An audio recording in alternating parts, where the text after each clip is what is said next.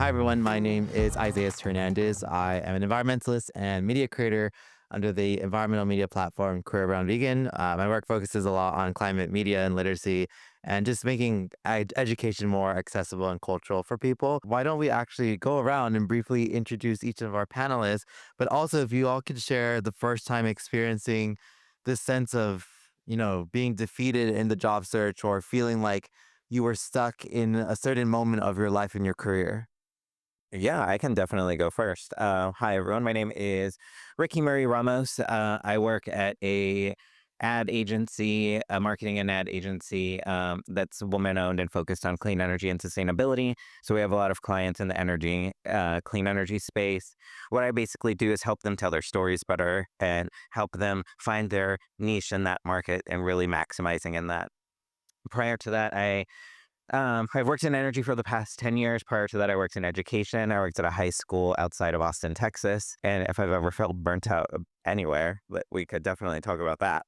Uh, However, to answer your question, the first time I kind of felt taken back, I guess, is my very first job ever I was laid off from, as well, similar to Christy. And I literally had no clue what to do. I was like, where do I even turn? Like, I only know one thing. I've only just done one thing forever. Um, and how do I even pivot from that? And so through that, I was able to kind of diversify different skill sets that I had and found unique ways to build upon that. And so I'm happy to share this with you today. Great. Hi, I'll go next. I'm Desta. Most recently, before my role was eliminated, I was a director of sustainability at Sephora in North America. And, I'm here today just to say it's not tragic. Actually, when one door opens, one closes, one opens, so many doors have opened. And I'm so grateful for my layoff.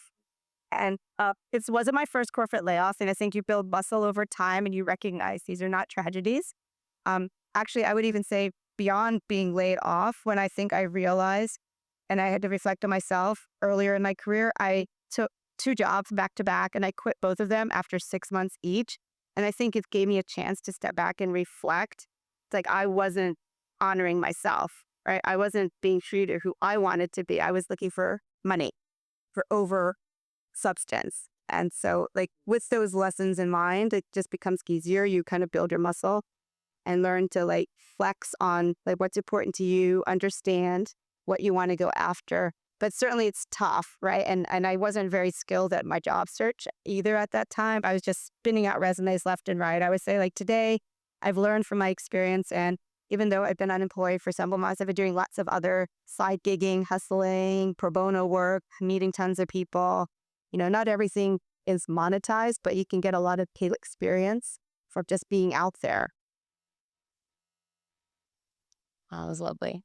Hi, everyone. I'm Emmy Scott. My pronouns are she, they, and I'm 25 years old, and I'm the executive director of Earth Guardians, which is an international nonprofit that equips youth to be climate justice leaders in their localities. And then we connect them globally so they can scale their work and really move the needle on the climate crisis.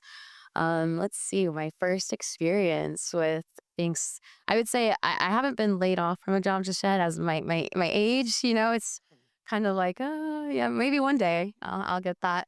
Um, but straight out of college, I got 2 degrees, one in environmental studies and one in business management. And in order to obtain 2 degrees within 4 years, you had to take a lot of credits. So I was taking 21 credits a semester. I was extremely burned out upon graduating college, and I wasn't sure what I was going to do with my 2 degrees. I got told a lot that I wasn't going to find work, and especially wasn't going to be profitable work. And that I essentially was going to have to sacrifice making an impact in order to make a profit and make a livelihood for myself.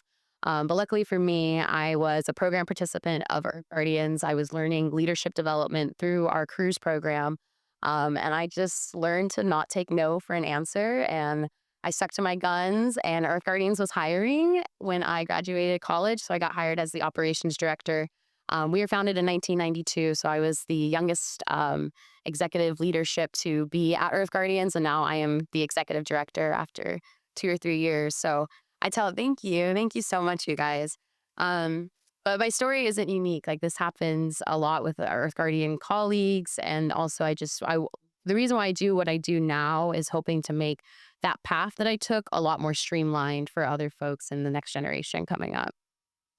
Yeah, I love that, all of us collectively share these like hardships and like journeys because I think LinkedIn can create an illusion of that, of like, I got us this six-figure job out of graduating college. I'm starting next month to work at the biggest tech or finance or marketing agency. And you're just like, what percentage of people are actually living that dream? Maybe less than 1%, to be honest, in my view. And I think it's something where a lot of us in our friend groups can also internalize that where we don't want to comfortably talk about it. And like, I definitely remember even the time out of my first job transition to my second job in my early 20s with my friends, like a lot of us were kind of like awkward about those conversations at times of like, oh, how long have you been unemployed for? Or did you get a job yet? And you're just like, I'm trying to find one. So I think there's a lot of like stigma even within our communities. One of the things that we recognize is that when people are leaving a job where they quit, laid off, fired, they often are in this very shocking period of time where like they're they don't feel like they're safe and they feel like they're stuck and they're just applying to all these jobs on Indeed, on LinkedIn, sending their resumes like nonstop. But I think there's this important skill sets that people need to be developing. And so I wanted to ask you, like, what are those types of skills that you feel like people should develop? Yeah, definitely. So I think when we're when you're filling out 20 applications a day or sending 10 cover letters that are all uniquely tailored to the different person, I feel you kind of feel powerless in this. Like you feel like, hey, I have nothing. Like there's nothing I can do besides send you an email. There's nothing I can do besides hit apply. And so for me and for other people who I've coached through this, what I always tell them is you have to kind of develop some skills in that process to kind of regain your agency, to regain this like foundation of, no, I know what I'm doing. I do have really great skills. I was really great at this part of my last job. I am now going to learn this new skill set here. So for me, whenever I was laid off from my first job, before I even found education, I was like, I can't do anything. I am a college student who dances ballet folklorico, which is, for those of you who don't know, it's traditional Mexican dancing. And I took a job that was like 10 hours a week teaching it at a high school that position then developed into, I ran an after school program to now I'm on the board of directors for a nonprofit that focuses on education. And so it's like these tiny little steps to like regain that agency when you kind of feel powerless in that moment that really are those defining factors, I think, for you to succeed as you go forward. Yeah, I love that because I think there's so much that can happen. When I quit my first job out of college, took a month off before I got a new job. But I remember like building my own platform, writing my own blog. Writing my own blog and just like doing these types of resources to be able to develop that skill set and also use that in the interview process and apply that thinking of like, oh, I learned all these things or like, how do I translate them? And I was like, realizing when I'm creating my own work, my own project on the side, I'm translating all the skills I learned from the job and then applying it during the interviews. And, I kind of, this kind of goes to the next thing is like when people are in their jobs, right? It doesn't always guarantee them safety and security or their mental well-being. And, Emmy, your work in environmental work is a lot. Like environmental jobs, yes, like we could talk about the pay ranges and like, equitability there. But I think the other thing we could talk about too is that like doing environmental work requires high emotional vulnerability doing this job, having these discussions. And how do you kind of incorporate your own self-care in your own role, but also for those around you and your staff that are also doing such I would say high emotional investing projects and to fight for community. You're fighting for the planet. You're fighting for these large systemic changes. Yeah, that is such a beautiful question. The first thing that comes to mind is connection. And so what we teach at Earth Guardians is to connect to your communities, to connect to nature. You find a lot of inspiration from it. And there's also a lot of science that talks about the impact of grounding yourself with nature and being out, just in the rawness of it. And I feel like oftentimes as environmentalists, we're like, oh, yeah, like, duh, that's common sense. But I find that because we work so digitally now, and just our generation was kind of born with technology and all that, it can be really hard to remember to just get outside and reconnect with nature. So like that's one of the first self-care things I do, is try to slow down and align with Mother Earth. And that's another way that I help my employees and my team also be able to do some self-care in this work, is aligning our operations to how nature works. And so going with the flow, doing regenerative, having regenerative systems where I'm watching the leaders that we started to impact when I was 17, myself included, step in back into our ecosystem as mentors to teach about these kinds of things, about the challenges that they went through and what to avoid, and what to keep, what was worked really, really well. But the other way that we align our operations is by literally aligning it to Mother Earth. So instead of working in quarters, we work in seasons, where we're planning in the winter and we're executing in the spring. And we call it the harvest in the fall, where we're collecting our impact and our data like that. In the past, because of my experience with my education in business, I first started with trying to align us to a very like corporate standard. And that just didn't work. We got the burnout. I passed the burnout on to my team, unfortunately. And so I learned pacing was really important. Connection to Mother Earth and to community so we can stay inspired is really good. And then the connection to community, just remembering that we don't have to do it all. It's not all on just one of you. It's literally going to be impossible. So if you're sitting here thinking like, oh, I'm not doing enough or I need to be doing more, just remember, if all you do is come to this earth and be grateful for the flowers, you are an environmentalist and you're doing your part. If that's simply all you do, you simply just can't solve the climate crisis completely on your own. So instead of having like a competitive mindset, I really invite you to have a collaborative mindset and see other people's success as your success, and your success is their success, and vice versa. So then you just don't get burnt out. You realize you don't have to do it all. No, I love that. And thank you for even acknowledging, like, it takes, like, you're such a great leader to be able to be like, this is the feedback I received.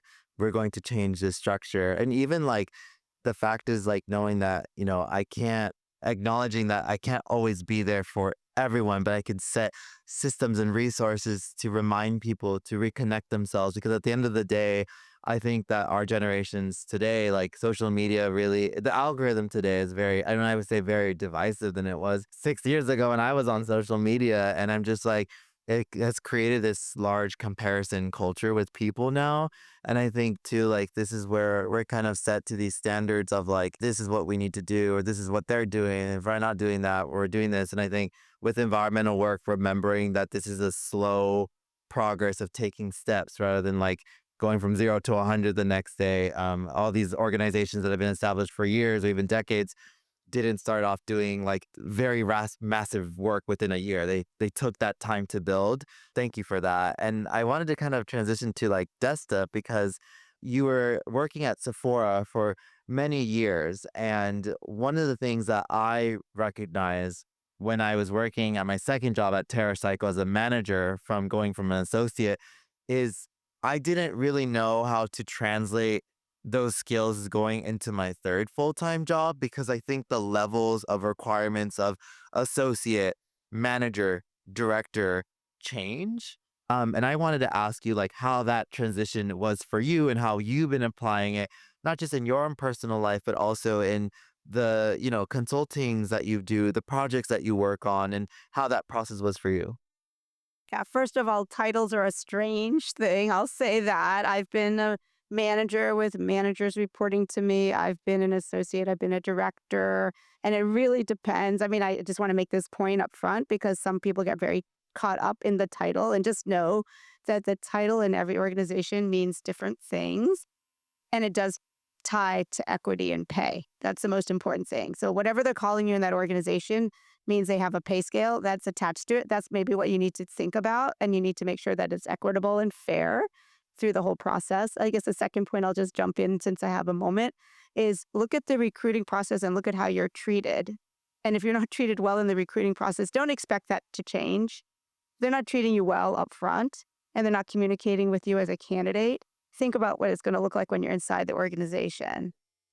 So like for me, moving around and moving up, I've always been really thinking about myself as more or less a product. And then I think about the skills that I bring as my toolbox.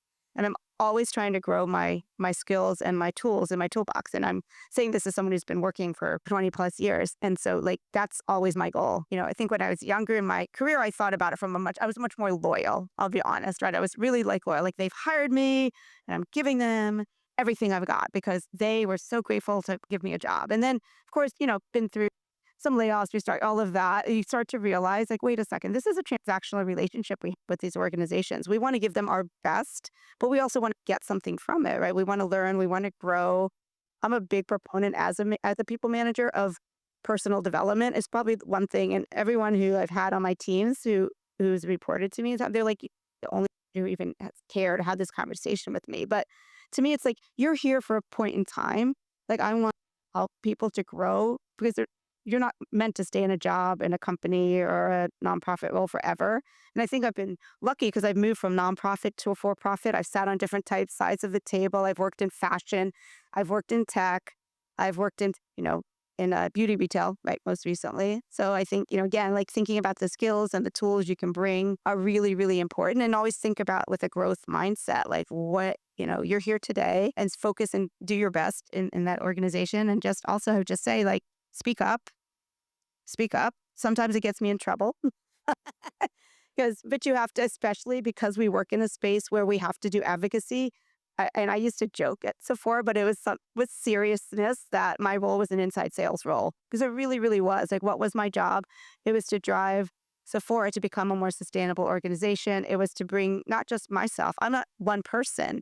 And so when people are coming to me for career advice, like I've majored in environmental science, I've done this, I want to work on climate, I want to do something. I'm like, take an operational role. I was a team of 2 at Sephora, as an example. There's so many of you, take a job, whatever interests you, but bring it to your day job. If you're willing to do it in your life, you should bring it to your job. And you don't need to work in a quote officially titled sustainability role to make that happen. And sometimes you can have much more impact if you're like a sourcing manager in an organization. You're making procurement decisions that not only have impact on the environment, you're having an impact down the supply chain, right? There are workers who are making that product, who are sewing that shirt, who are living in a different country. You need to like think about the impacts of that, right? Like what is the environmental impact of what they're making? What conditions are they living in? And care about that too. Bring that to your day. I wish we all worked together in the same company. I would definitely be learning The best from stuff. all of you. We do the environmental movement. That's true. Tangentially, we're all like intersecting. And I totally agree with you about titles don't always mean great leadership or even like, even the fact of your own theory of change is this, you could disagree with what the company is doing, be a troublemaker, but not a troublemaker that gets to report to HR, then you're like talked about. That's right. Yeah. Constructive troublemaker. Yeah, a curious question. Curious, constructive. Of wanting to learn rather than to interrogate. I mean, sometimes you want to interrogate in a diplomatic way, but I think that is such a beautiful thing to be able to see all the work that each and every one have you done. And I kind of want to ask my last question. It will be a very quick fire round. Is there a specific resource or a specific org or a person that really helped you that can help the audience here today as a takeaway?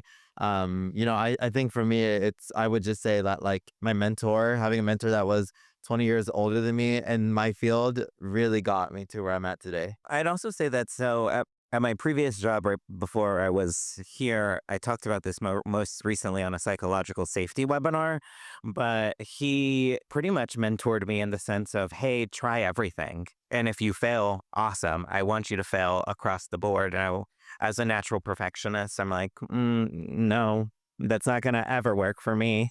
I'm going to fail never. I'm always perfect. But embracing that culture of just like trying new things and kind of similar to what you just said, having that want and need of like, oh, I want to maybe try this, or I'm good at this in my personal life. Maybe I can transition it here. Finding those key mentors in your life that will really help you push your boundaries are what I have found most beneficial. I'm a natural crowdsourcer. So I talk to people and I try to learn and get ideas that are useful to me. And that means engaging everywhere from like high school, college students, all the way up. I was actually just before this panel mentoring a woman that I used to mentor when she was a high school student. She went on to Harvard. She dropped out of Harvard, started her own climate tech startup, got funding from Y2 Combinator. I mean, she went on her life, right? But like, who knew? She approached me and she was active with like the United Nations, doing a lot of things. But like for me, I mean, I would say don't be fearless. Don't be afraid to approach older people, younger people, people you want to talk to. I'm still doing that today, as part of my job search and my journey. Find your people and find people who are going to be willing to challenge you and challenge your assumptions and push you to think and do things differently than you may do if you were just thinking for yourself. Beautiful. Oh my gosh, so many golden nuggets. It's just awesome. Well, I wanted to start with just like my last piece of advice that I wanted to give, and then I'll go on to my mentor. I'll try to make it as quick as I can. But my last piece of advice is that I make a pretty modest salary. I know we've been making jokes about nonprofit, how much people make. I make a pretty modest salary, and I was able to budget properly. I do a 20, 30, 50 budget. I don't know if anybody's ever heard of that. Look it up on Google. If I'm not going to go into it today, but 20, 30, 50 budget, I've essentially like spend 50% of my needs, save 20%, 30% of my wants is spent. Anywho, I digress. The point of sharing that is because after budgeting, I was able to purchase my first home this year, a townhouse. Thank you. Thank you. Um, and thank you so much. And I share that just because I really want you guys to come from a mindset of abundance versus scarcity. So it's like I don't make a lot. I make a very average amount. And because I was able to budget, save properly, it put me in this place that even if I were to lose my job, and that's always, especially with this current administration, that's always something that could potentially happen. I feel like I'm in a place where I wouldn't need to rush directly into the next job. I could take a little break and maybe do some pro bono work, discover myself a little more, do something that really gives me passion and drive. So I just say that so you guys, that's like a little nugget I want to leave with you. The mentorship advice that I got was to combine my interests and my passions with my natural gifts and my talents. So like I was always very drawn to community work. I was always very interested in doing creative work. And then I realized I had a gift in operations and organizing. I'm also a little bit of perfectionist. I have some OCD. And so, yeah, just like learning, like I did Excel sheets in college, and that like got my goose. I loved it. I was like, yes, I love making the prettiest Excel sheets ever. And it was like, but I don't know how that's going to ever translate to work. And then I discovered that, mixing the two things, mixing creativity with my drive for operations landed me in a really unique position. So that's what I encourage all of you to do is go towards those jobs that maybe aren't as flashy, maybe aren't exactly what you were passionate about, but something that you're really good at. And that could be, working on a production company, working on the line. So yeah, that would be the last piece of advice I'd give. Oh, thank you so much, everyone, for just sharing so much hidden gems in this conversation. And I really encourage the audience here to please come up to the panelists after and please connect with them, talk to them, because the point of the Green Jobs Board in this pavilion is to make sure that we leave with actionable steps, and that is mentorship, resources, and to normalize the conversation. So thank you so much for having. Oh, yes, of course. Yeah. Sorry, my resource is Earth Guardians. I didn't even think to say that. Anybody under the age of 30, we serve. So if you're under the age of 30, we would love to train you. And anybody over the age of 30, we call them our seasoned youth. So we actually still serve you. Enter our ecosystem as a mentor, get a mentee. And that's what we do. We'll connect you to mentees. We'll connect the community as a young leader to your community to be able to rally them and find your passion and find your drive. Well, thank you so much again for sharing these gems. And please give a large round of applause to our audience, our panelists. Thank you.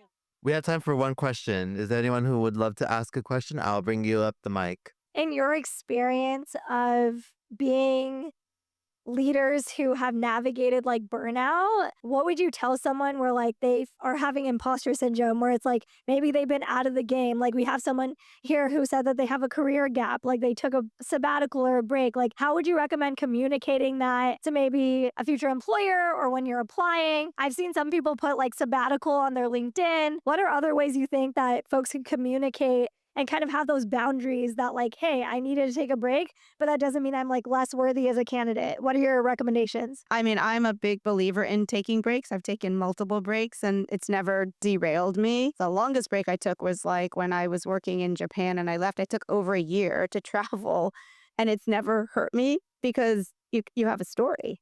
Yeah. Right. And I think, I do see people posting on LinkedIn, they have a sabbatical. I think it's important to you don't have to justify it. There's nothing wrong with self-care and you don't need to explain it. I mean, like I'm in the position right now, right? And I just said, everyone's like, oh my God, your role got eliminated. Oh, you must be like spending so much time looking for a job. It must be so terrible. And I'm like, it's actually one of the best experiences. I'm meeting people, I'm going out, I'm networking, I'm using my time, but I'm using it in a way that I find to be stimulating and growth oriented. And I think that's how I would say that anybody's taking a break is doing that. I mean, I'm not unique in that sense. And so just celebrate it and make it a story. I mean, at the end of the day, an interview or engaging and looking for employment is a story. It's a story. You're storytelling. I'm a marketer. So naturally, I can spin anything anyway, right? It goes back to social media being fake.